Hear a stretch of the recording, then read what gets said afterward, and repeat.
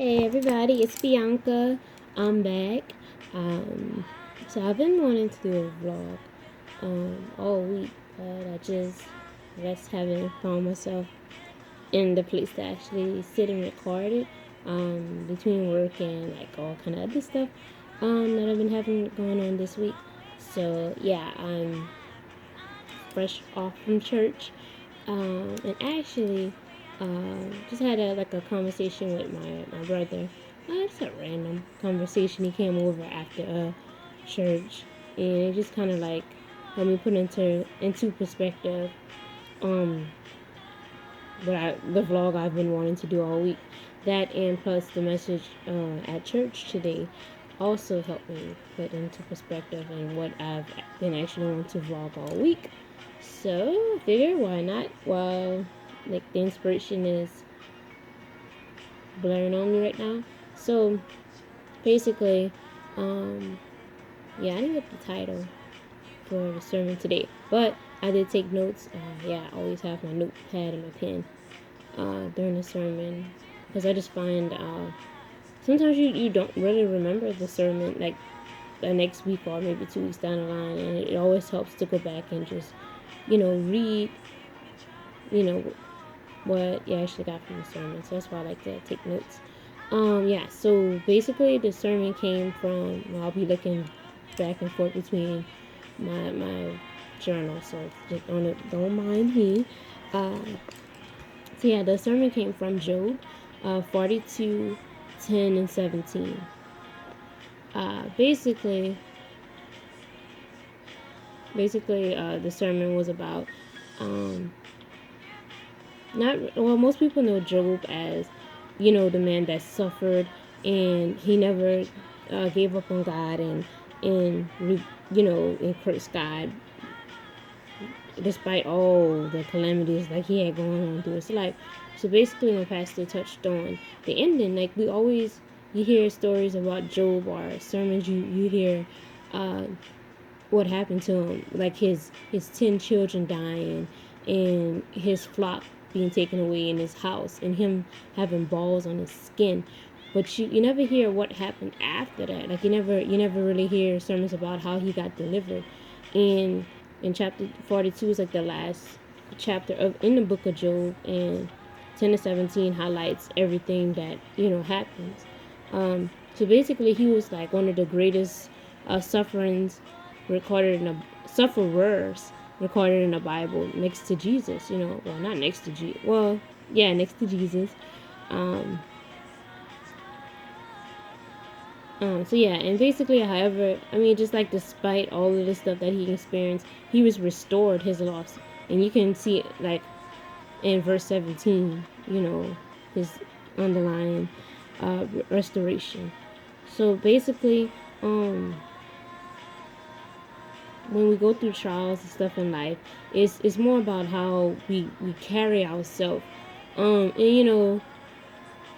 most people are saying, oh, when I go through stuff, I like to be alone, and you don't want to be bothered by people, and you just kind of like remove yourself from church and different social situations. I mean, which you shouldn't do. When you go through stuff, the devil wants you to remove yourself from church and stop going. But that's the time when you need to be running to church. Trust me, run to church. And you'll get like you'll feel better. I mean, you might be down for a while, but you're gonna ultimately get back up. You know what I mean? So basically, what I wrote in my notes, whatever loss or trial, sorry, whatever loss or trial you just have to tell yourself that God is able to bring you out. Like, despite what you feel or most people think are telling you. In verse 10, just really, I wrote it down. Like, I put a star by it in my Bible and I highlighted it, but I had to write it down. And verse 10 says, and the Lord turned the captivity of Job when he prayed for his friends. And also the Lord gave Job twice as much as he had before. So basically, and throughout the book of Job, his friends and people close to him were telling him, even his wife told Job, you should just curse God and just die, because your life isn't worth living anymore. You just have all these bad things that keep happening to you. You know what I mean? You had 10 funerals in one day for your children. All your flock and stuff is gone. You have these balls in your skin that hurt so bad, and you have to peel these balls off your skin. Um, just all kind of other, stuff that happened to him that God allowed him to happen. God allowed to happen to him. But throughout it all, Job kept his faith, and he didn't curse God, and he kept pressing forward, and that's what we have to do. It's hard, but you have to keep going. All right, and then basically I put in another kind of undertone to it. Sometimes when people hurt us and they hurt us so bad that you just feel like you're just lost and you don't know what to do. That's the people you just need to pray for the most. I mean, you pray for yourself also, for the strength to overcome that bitterness and and that unforgiveness that you have in your heart. But you want to pray for them. Pray for those that despitefully use you. I mean, I got that lesson head on this week. I mean, people will use you. I'm a very giving person. I'm not gonna go like too much into like detail of the situation, but I mean, I'm a person that helps people a lot. And when I can't help people, I feel bad about it. And like this week, I got a lesson in life that someone that has been helping, has just been pretty much just kept depending on me, and just assuming that every time something happens that I have to stop and just help. And despite what I have going on, or what I'm struggling with, I have to put mine. They basically were like insinuating that I have to just put my stuff aside and just put theirs first. Like they were God or something, and that's not how it should be. I mean, you can help people, but when it's to the point where it's hurting you more than it's helping you, I mean, you have to kind of draw back and let them, fight or flight, and let them see what they're gonna do, without your help. You know what I mean? And I mean, I had to pray about the situation because I kind of like lost my temper, and I'm working on that. I mean, I'm not perfect at all. And just basically I said stuff that I shouldn't have said, but I was so aggravated to the point where I just blew up. And I mean, we're all human, but I mean, sometimes situations are out of our hand, and you just have to pray for them. Pray that they'll get back on their feet, or pray that they'll have the help that they need or whatever. And you'll see that sometimes, or like a lot of our generation say, I got haters, I got this. I mean, pray for your haters, or the enemies that you have in your life, or the snakes that you call your friends. Stop, pray for them. I mean, and God can do more with them than you could ever do, by trying to get revenge or being nasty. And another like scripture that I came along this week, I don't know the exact scripture, so I mean I'll put it probably in like the description box or something. Maybe it might be my title. But I mean, when you have the opportunity to get even with somebody or say nasty, don't do it. Be kind instead. Kindness brings you life and peace, while when you're nasty and you have attitude, it just brings further confusion, and it makes you feel even worse. So it's just not even worth it. So yeah, just you have to stop letting bitterness in our heart, and just pray for them. And he'll use your enemies as a footstool, and he could even use them to bless you. And that's what he did in the book of Job. His friends that were telling him, curse God, and his wife telling him curse God and just die. His friends insinuating that maybe he had some hidden sins that he wasn't confessing to everyone. That's why all the bad stuff was happening to him. He prayed for them. When he prayed for them, God used them, and they gave him. Sorry, let me make sure I have the right thing. I have my Bible open. I mean, yeah, he prayed for them, and each friend gave him a piece of money and an earring of gold. I mean, he didn't have any money. Like, he was, so for his friends to give him all of that, like, he started get his life started being back restored. Like, the people, his enemies that were there to hurt him, or actually helped him, because God allowed them, God worked through them to bless him. So that's why I said being ugly and trying to get revenge is pointless, because God can do far more than we could ever do. So that's why I say when people they leave you, they use you, hurt you, leave them in God's hands. Pray for them, and just move on. It's not worth investing all your energy and saying, "Oh, this is how I'm gonna get them back." When they're gonna call me, I'm gonna hurt them. I'm not gonna help them. It's not worth it. It's just really not. And that's what I'm learning. Helping, I can help. If I can't help, I'm just gonna have to just say, no, I'm sorry, I can't help you right now. But I'll be praying for you that God will make a way for you. I mean, that's what you have to do. Sometimes, especially when it's like family and friends. Yeah, the people closest to you, just have to do that. And then basically, what else I wrote? Sorry. Yeah. So yeah, after your storm and difficulty, God is always able to restore you back to where you were. I'm sorry, I said that wrong. After your storm or difficulty, God is not only able to restore you back to where you were, but He's able to restore you beyond where you were. Like if you're trying to get over a certain person, He'll give you that peace to get over them and fill that void where you feel like that's missing because that person is gone. That hurt that they infringed upon you, you won't even feel that hatred toward them anymore. You learn to just be like, well, you know, I can't control it. At the end of the day, I'm just gonna let God handle you, and that's all. That's the best thing you can do to people. And they're gonna be like, oh, they're gonna wonder, what's up with so and so? Why is she not taking the opportunity to get back at me and be nasty toward me? Because you're gonna have God working in you, and they're gonna see the light in you and be like, wow, I really, they're gonna see like their mess ups or their mistakes, wherever they went wrong. Let God do it with the conscience of a person. You trying to be God is just gonna leave it messy. Like you can't do it. You can't.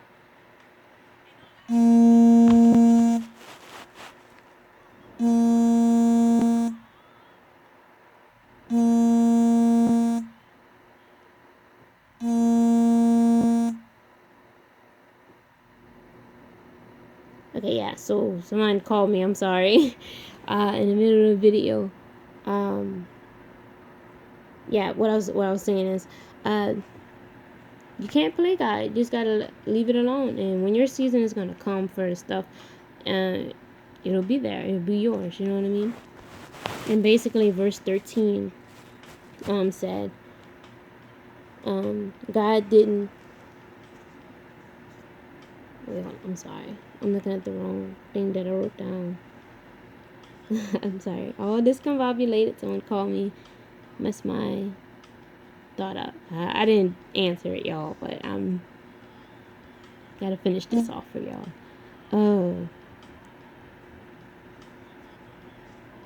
Oh yeah, and basically, verse 16, it starts off with after this, and at first my pastor made us go to it. He was like, y'all need to learn, y'all need to shout on this one, and like he's like, after this, like you need to have an after this praise.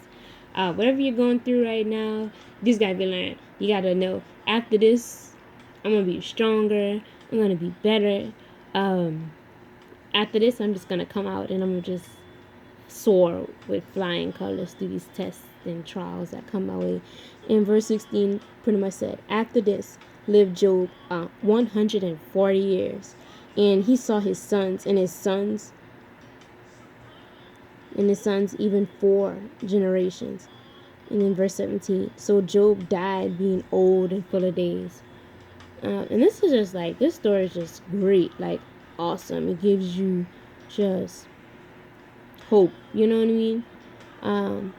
Because after he lost everything and he started praying for his friends and the people around him and himself, his balls and his on his skin healed, and everything in his life was doubled. He had more flock than he had before, like more sheep and camels and oxen and stuff. And the only thing that God didn't double was his 7 sons and his 3 daughters, because, like my pastor said, you know, everything else, like when the animals die, it goes into the ground and it doesn't come back. But when we die, we're gonna meet Jesus and our life will be resurrected. So he didn't double the amount of children, because all his 10 children that died before, he was gonna see them again when he died. So he just gave him 10 more children while he was alive, and when he gets to heaven, when he gets to heaven and all his children, he's gonna be with his 20 children. So it was no use to double his children, but everything else he doubled. And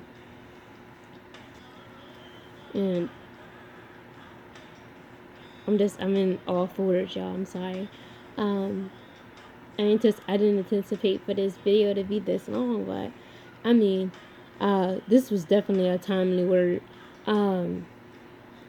Just because a lot of different situations, you face just growing up and just finding your way. Just when you're trying to find your right way with your career and friends and family, and just figuring out who is there for you and who isn't.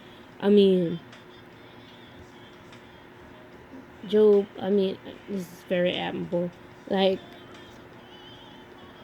most people, their wife or their husband would have talked them out of it and they would have went with it, but he didn't. He stood fast to his beliefs, and that God would bring him out. He never anticipated that God would give him a full, long life like that, and that all the stuff that he lost was going to come back to him doubled.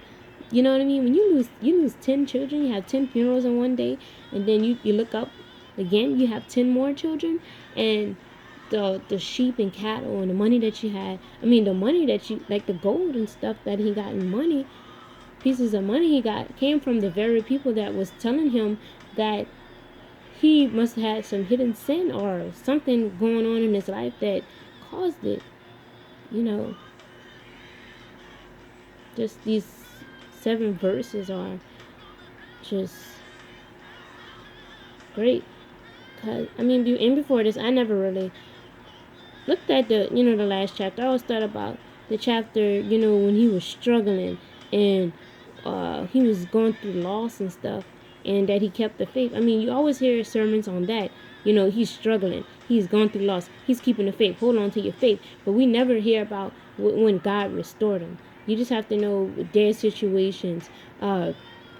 Just anything dead in your life, God can restore it and pick you back up, and you can. You'll have joy, just joy for y'all. Right now, I'm getting too excited. I'm sorry. You'll have joy that just, and peace that passes anything that like worldly and materialistic things could ever give you. And that, that is awesome. And his word touched me. I hope this helps someone. And just remember, whatever you're facing right now, God is in the restoration business. And whatever you're losing, or you think that you're losing, God is able to restore it. So we just have to let it go and just bask in his goodness. And he's able to do exceedingly and abundantly more than we could ever do. And we just have to trust him and don't give up on him. Don't give up on God, because he didn't give up on you. Even when we're in our mess, he's there. And sometimes you'll have seasons of silence, or you feel like you're not good enough, or you're not adequate enough to be in his presence. Keep going to church. Keep pressing in his word. And that's the last thing that I I'm gonna be very transparent right now. Maybe a little too transparent, but I guess like the underlying reason that I kind of like wanted to do this vlog, and yeah, I know I'm kind of running long, but the underlying reason why I just kind of wanted to just do this vlog is because this just really hit me. Sorry, I thought I heard a noise.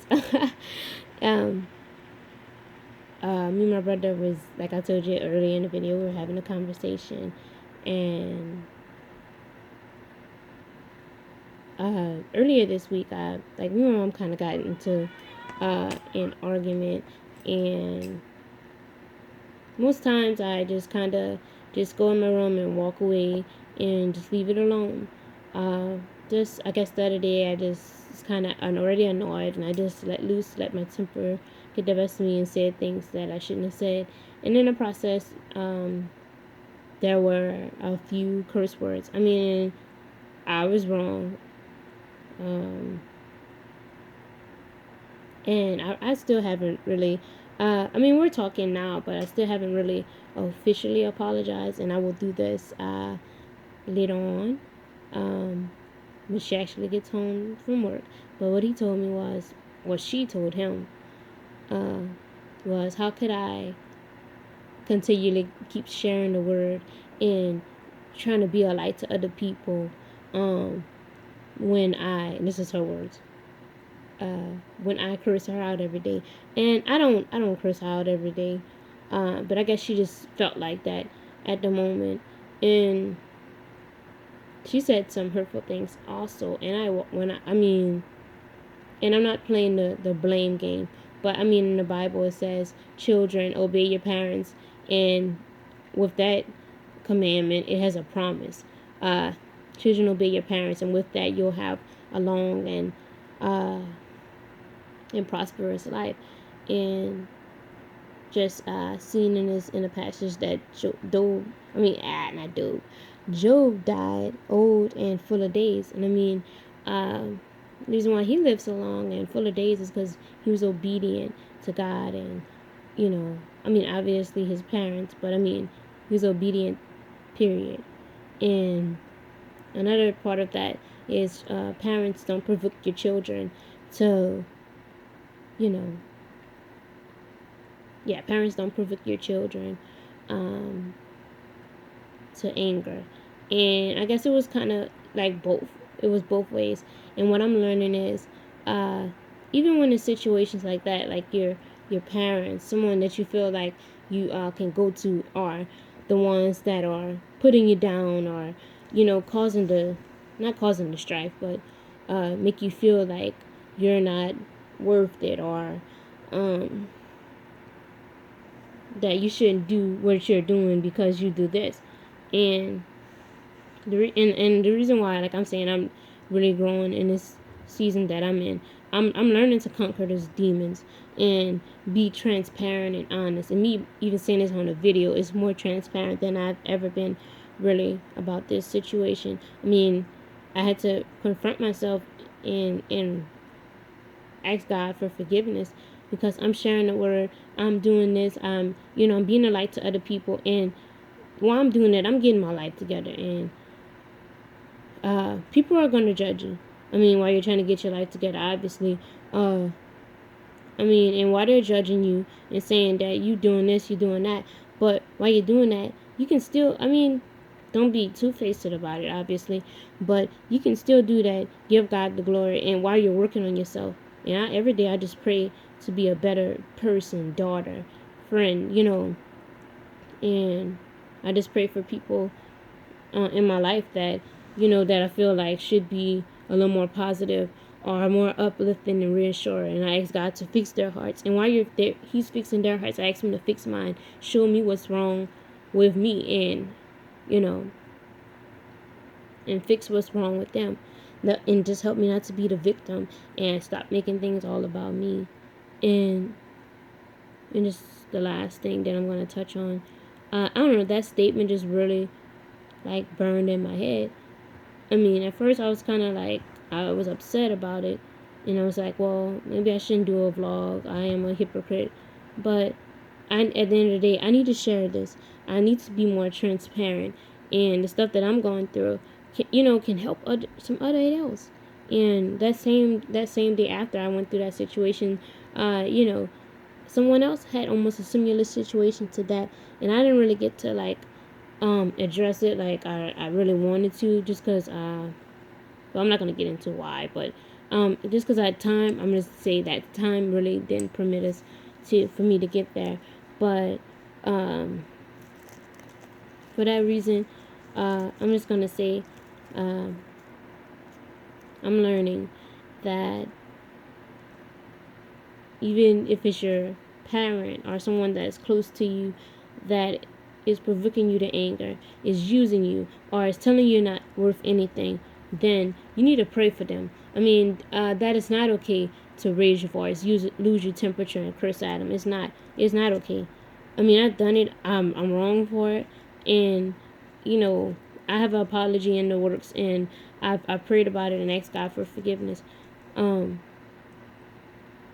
But you just have to, if they don't accept your apology, you just have to move on. Keep praying for them, and ask God to fix you. But at the end of the day, don't get revenge on them. Don't say, "Wow, next time they're gonna ask me to do this, I'm not gonna do this." That's not. I mean, and I kind of was feeling that way, but don't snap back. Be the bigger person. It might hurt to be the bigger person, but be that bigger person. Walk away, separate yourself from them, and just keep praying about it. And that's all I can say. And that's gonna just help you more than anything else. So yeah, my time is kind of overdue. In my transparency, I hope that someone will come to be more truthful with themselves or others, and just hold on, stay steadfast, in God, and keep praying, and you'll be all right. So yeah, see y'all next time, and thank you for watching. Peace and blessings, and y'all have a good day. Happy Sunday. Bye.